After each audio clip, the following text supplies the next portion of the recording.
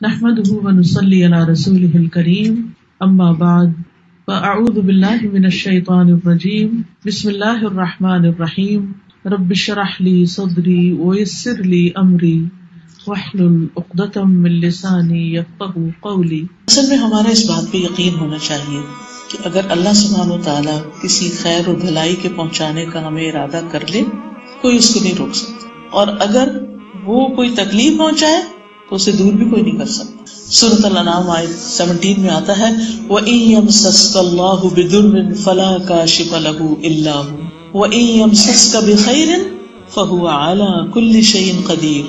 اگر اللہ تجھے کوئی تکلیف پہنچائے تو اس کے سوا اسے کوئی دور کرنے والا نہیں، اور اگر وہ تجھے کوئی بھلائی پہنچائے تو وہ ہر چیز پر پوری طرح قادر ہے. اور یہ جو کلمہ ہے سبحان اللہ والحمد للہ ولا الہ الا اللہ واللہ اکبر، الگ سے بھی یہ پڑھا جائے، یعنی رات کے علاوہ دن میں بھی آپ پڑھتے ہیں تو اس کی بڑی فضیلت ہے.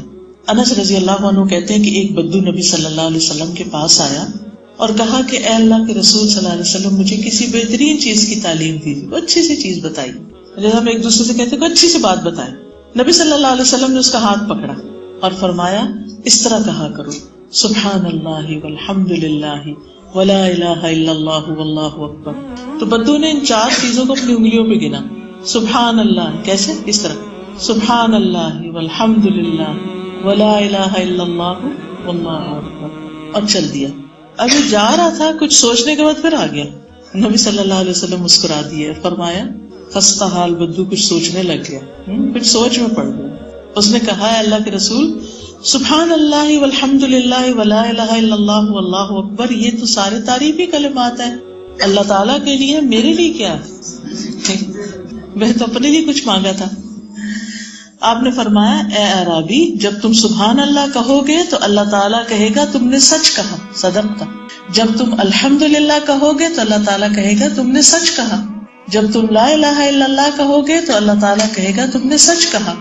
جب تم اللہ اکبر کہو گے تو اللہ تعالیٰ کہے گا تم نے سچ کہا.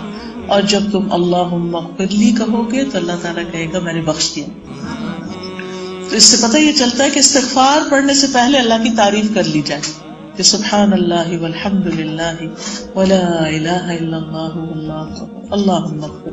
دن کو بھی پڑھ سکتے ہیں آپ، کیونکہ آپ نے بدو کو یہ رات کو پڑھنے کے لیے نہیں کہا تھا، جب بھی پڑھے، رات پڑھے دن پڑھے.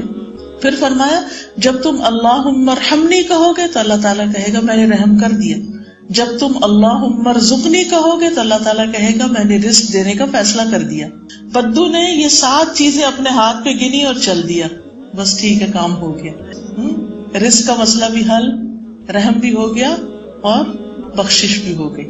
تو آپ یہ بھی کر سکتے ہیں کہ کہیں لکھ کے سبحان اللہ والحمد للہ ولا الہ الا اللہ واللہ اکبر اللہم اغفر لی اللہم ارحمنی اللہم ارزقنی، 3 چیزیں ساتھ ڈال دیں، یہ دن میں پڑھ سکتے. سبحانک اللہم وبحمدک اشہد ان لا الہ الا انت استغفرک واتوب الیک. السلام علیکم ورحمۃ اللہ وبرکاتہ.